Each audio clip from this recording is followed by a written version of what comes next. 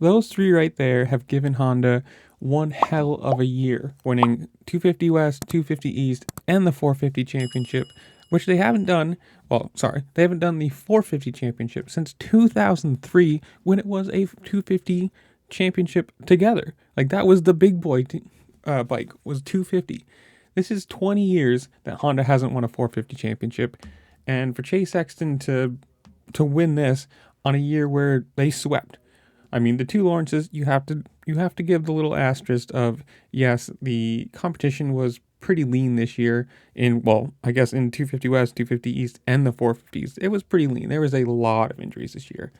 But for all three of these guys to stay healthy, to win, to be fast, and then for all of them to win a championship, this is a great year. If you're a Honda fan, if you're any of these guys fans, or just in general of the racing, it was a good year. You have to say the three fastest guys definitely won.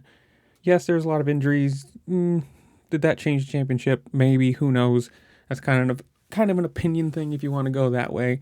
But you can't deny that Chase Sexton was probably the fastest guy in the 450 this year. He did make some mistakes, but didn't get injured.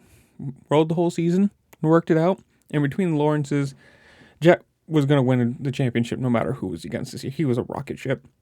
And Hunter did what he's supposed to do. Win a championship in a year where he's supposed to win a championship. Great job to all of them. It's just one of those things. Now we're on to motocross, and I guess comments below. Tell me, does this, in your opinion, does this momentum for any of these three carry forward to motocross, and do they win in that?